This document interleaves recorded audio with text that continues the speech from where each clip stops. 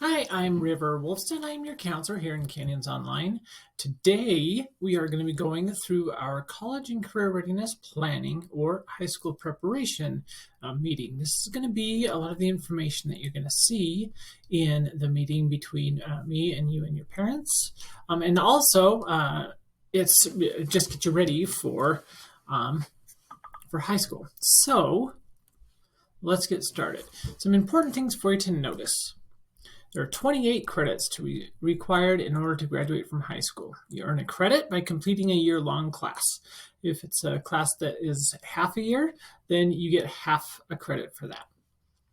For English, you need 4 years or 4 credits. Social studies, there is a social studies class every year. Science, you have 3 years that you need to complete. Math, you have 3 years that you need to complete. If you're planning on going to college after high school, I recommend 4 years of English or 4 years of math and science.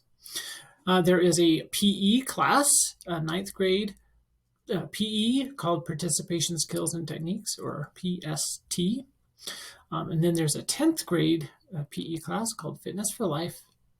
Some kind of elective PE, that could be being on a school-sponsored sport or taking yoga or weightlifting or tennis or something like that. And then there's a health class that you have to take some year that you're in high school. Computer literacy. There's half of a year required. There's a couple different classes, like there's an exploring computer technology, there is a digital business application, and a couple other classes that can count as that kind of a credit.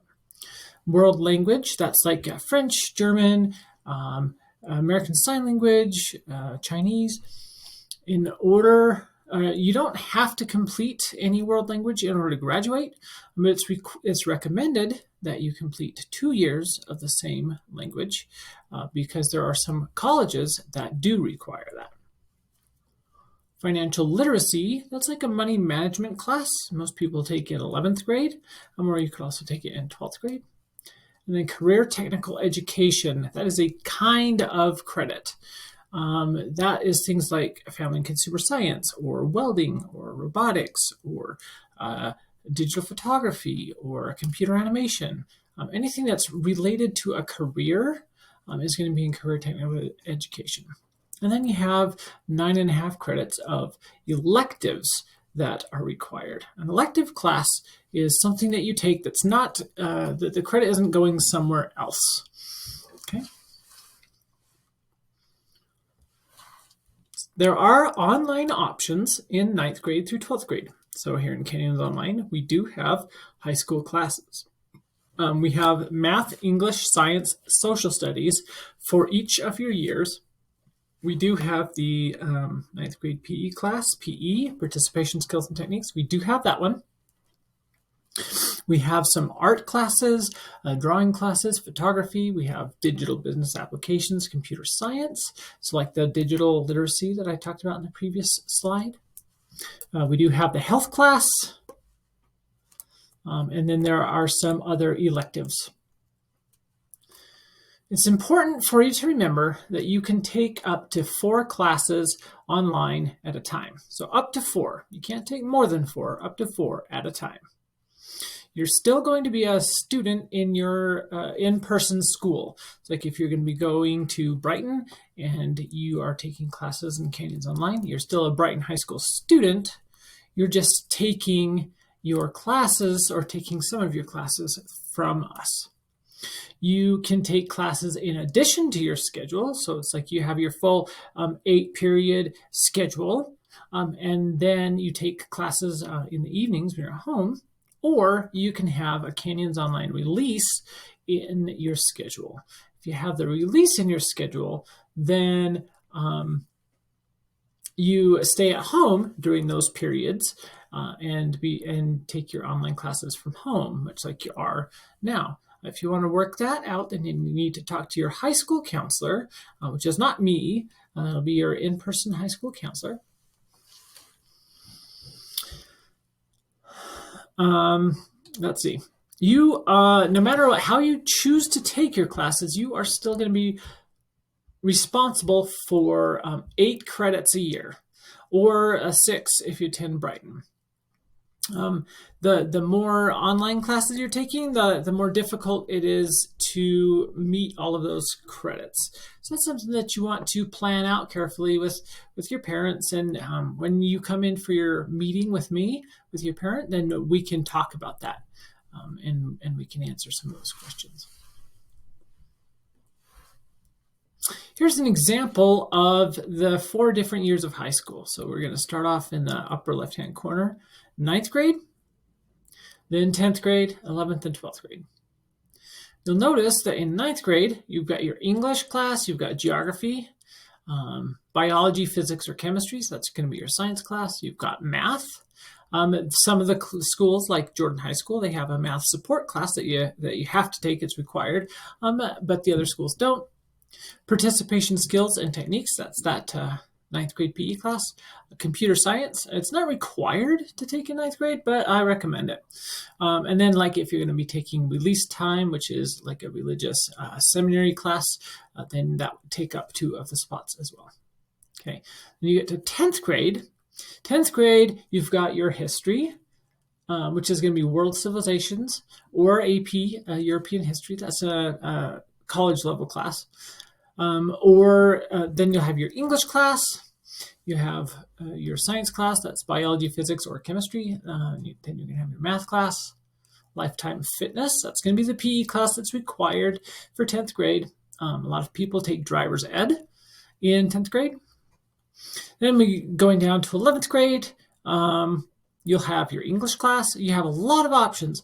So you'll have your regular English, or English 1010, that is concurrent enrollment. That's a college class.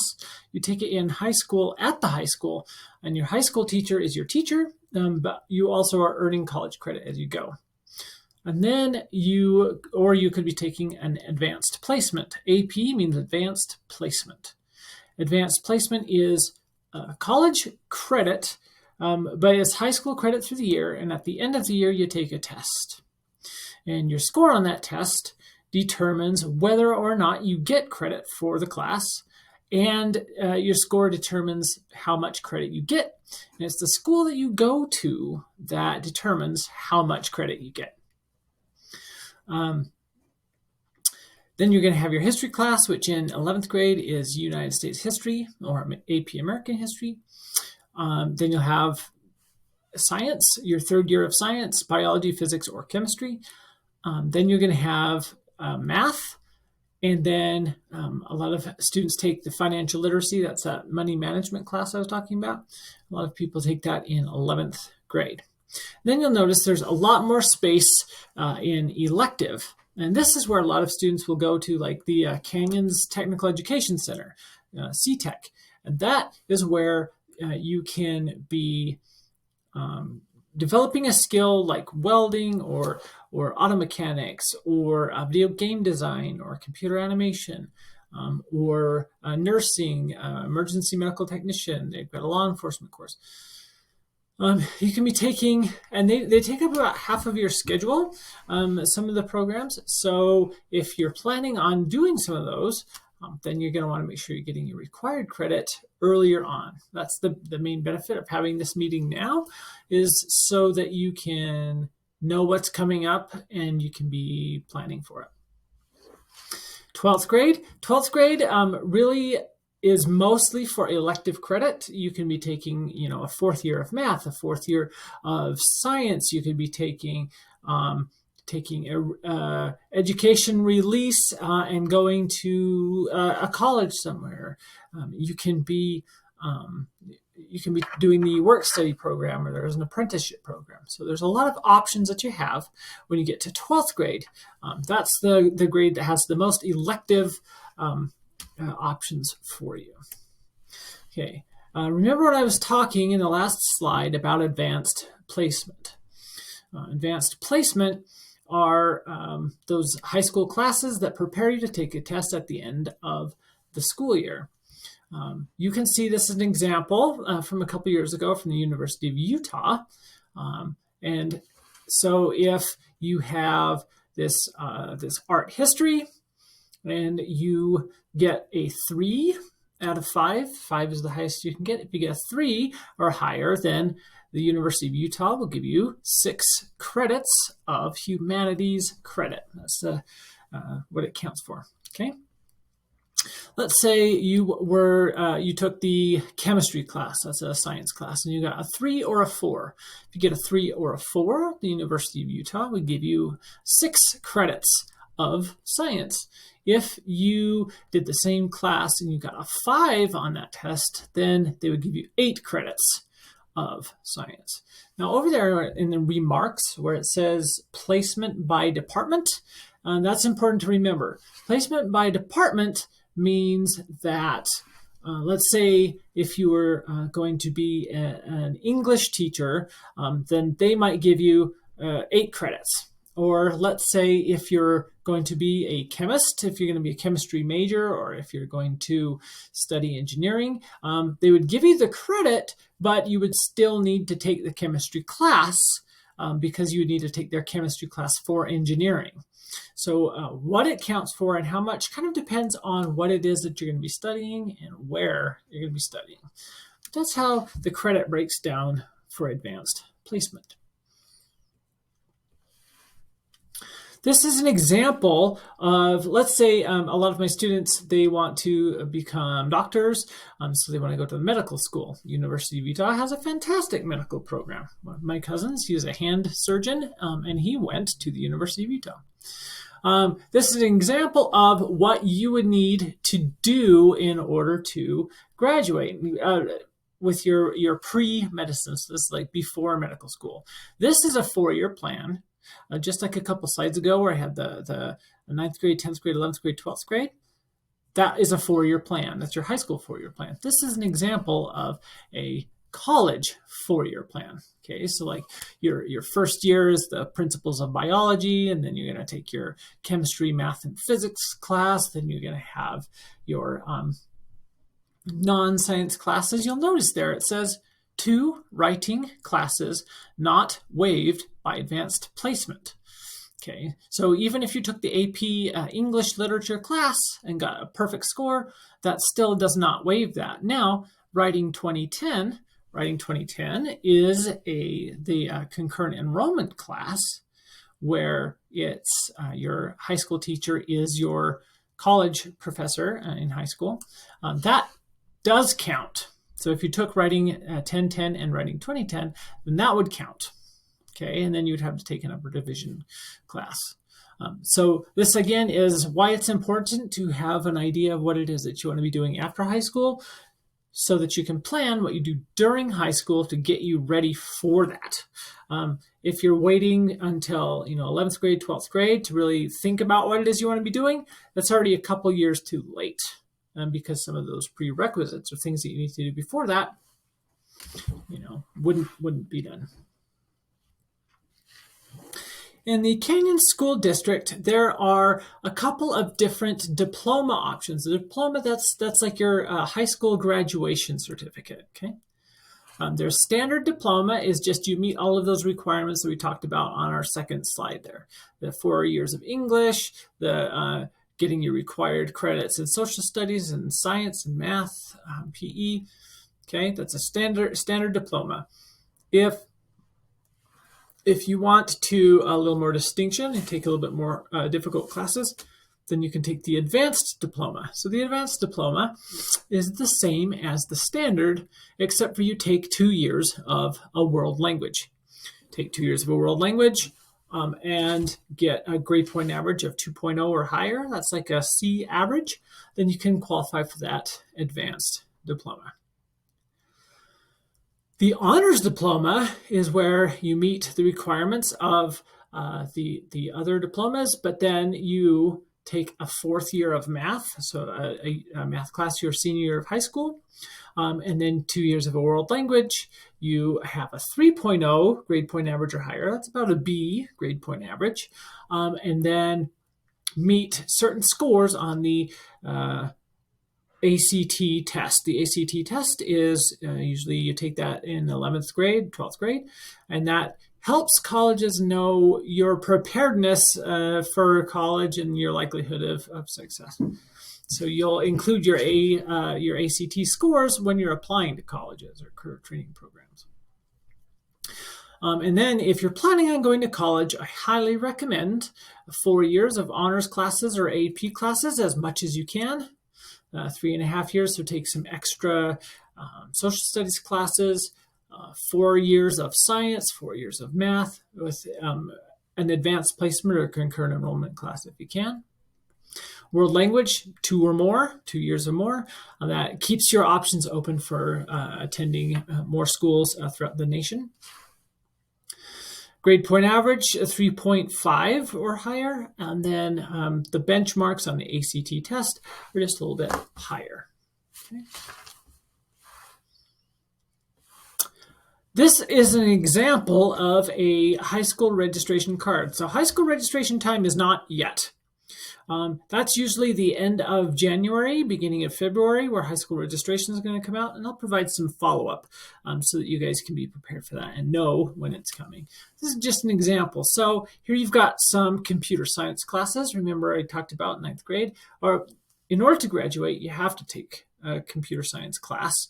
A lot of people will take that in ninth grade. Some of those options could be exploring computer science or digital studies, coding, classes like that. You need to take the participation skills and techniques. They're in the green. That's your PE class.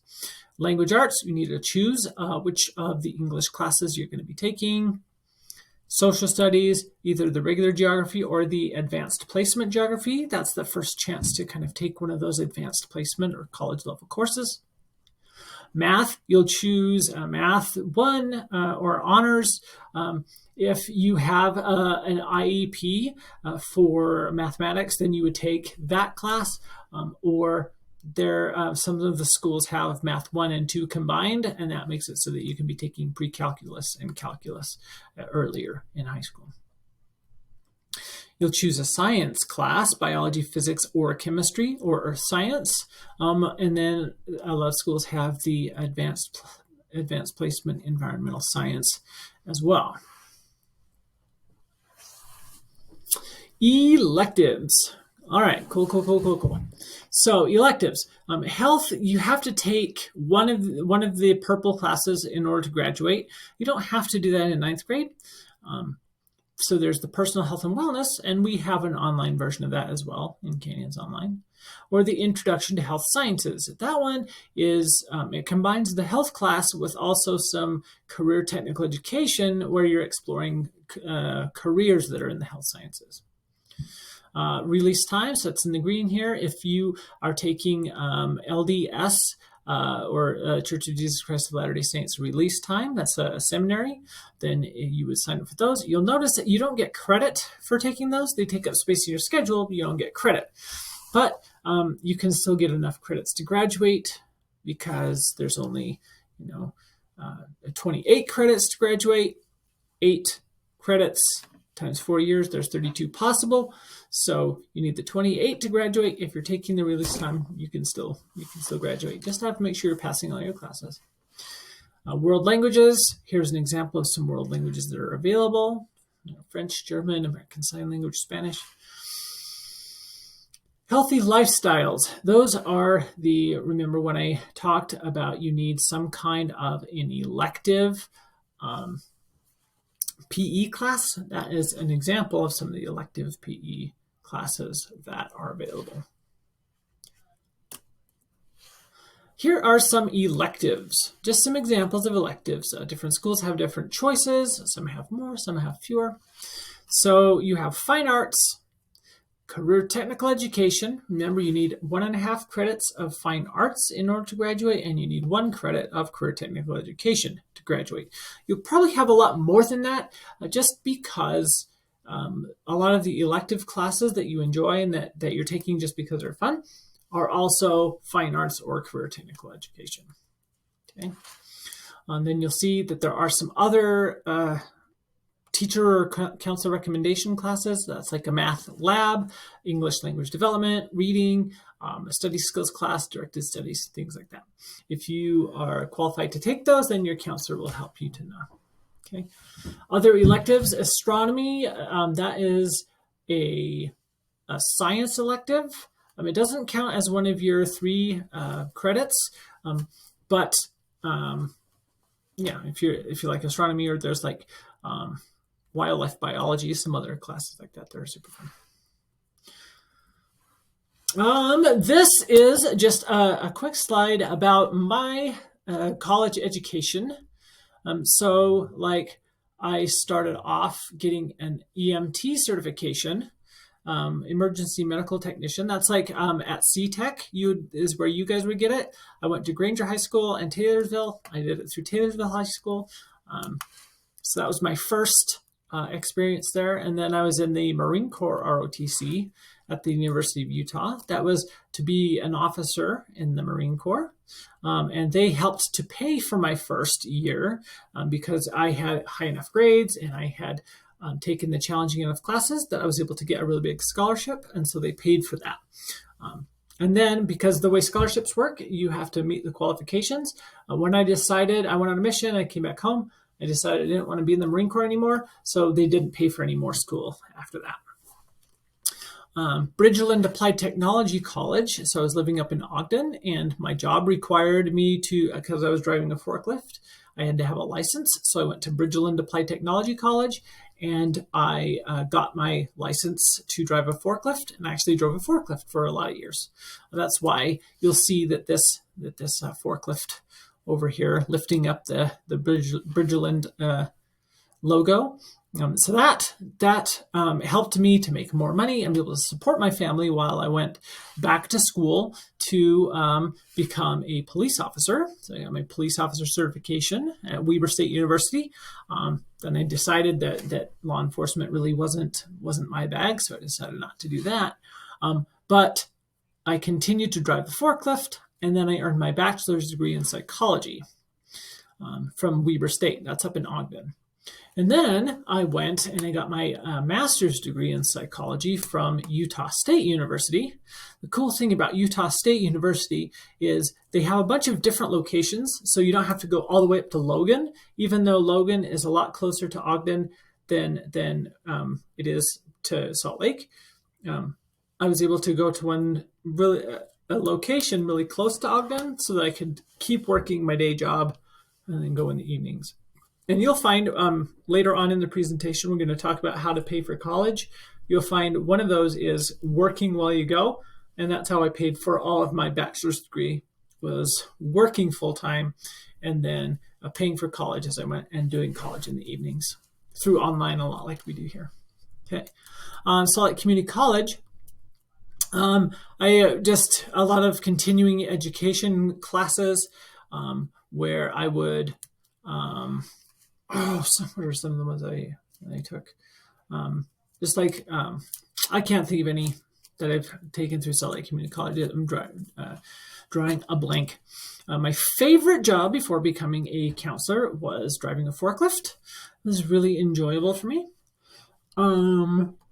because I got to operate equipment, and it was cool. Favorite college memory, I got to present a psychological research paper that I did. I got to go to Denver, and I got to present in front of about 100 other psychologists, and it was pretty cool. All right, how much does it cost to go to college? So I created this, let's see, back 2 years ago, okay, 2020. Here is like the name of the school, the tuition fees, cost, book supply, living costs, all of that. And because you guys have this presentation, you can really take the time to look at this and think about this, okay?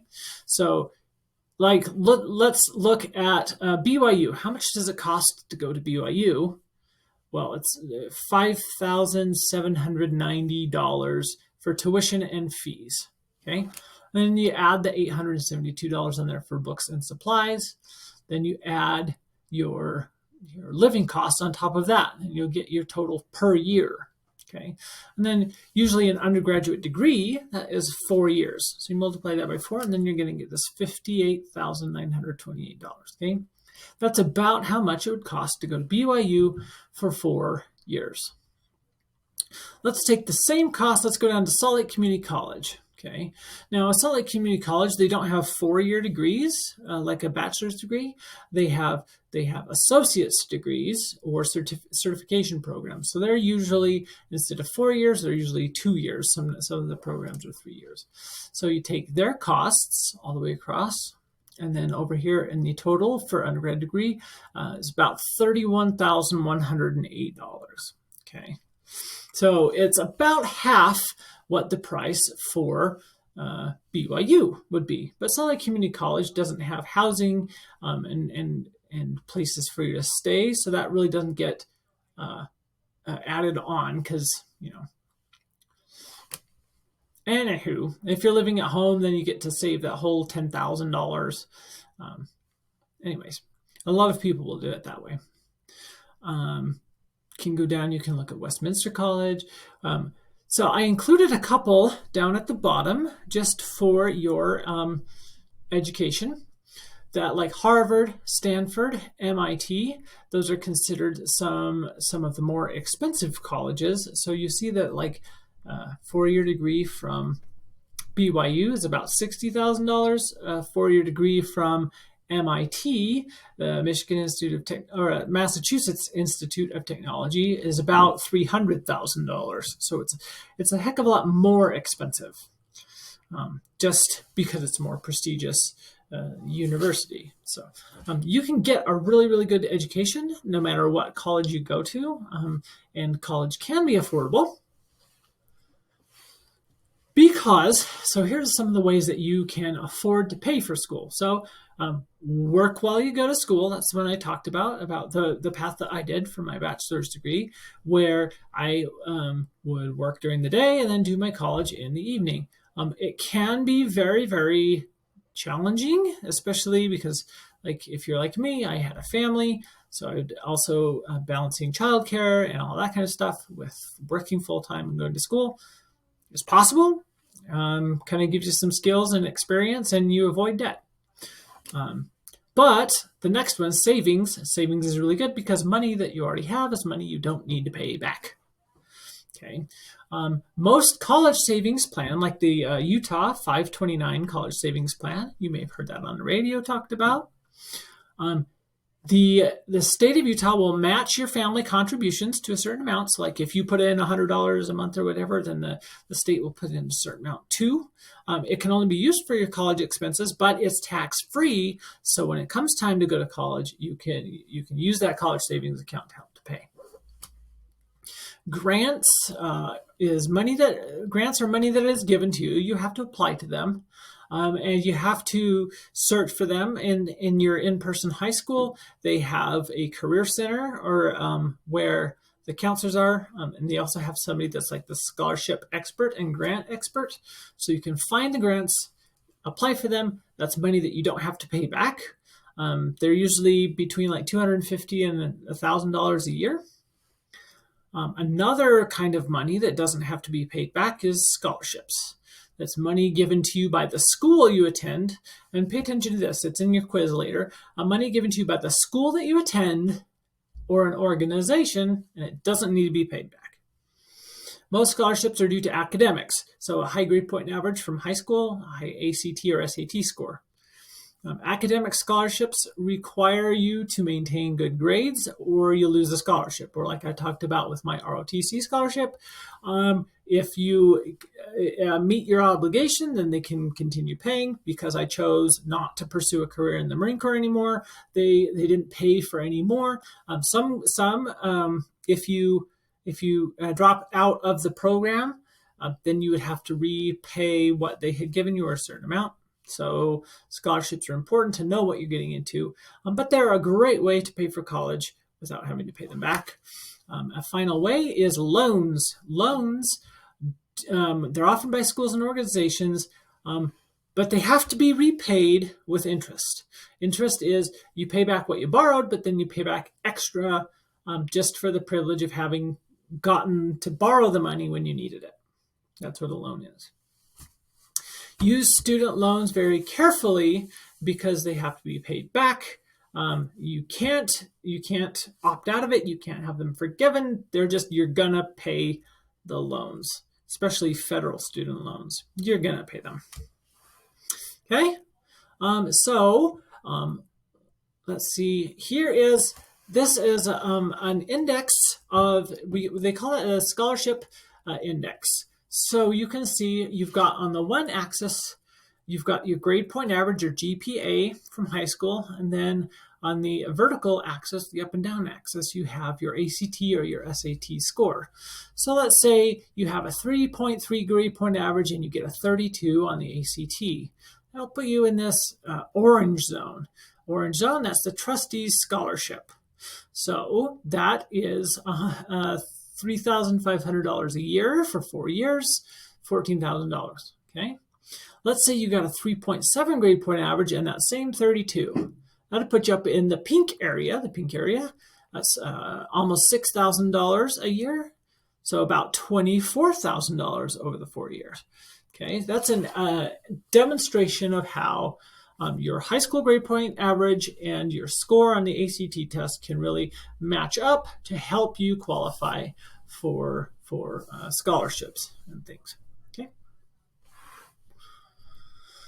Here is the same thing for Dixie State, and because you guys have access to the slideshow that you're watching these videos through, you can take the time and pause and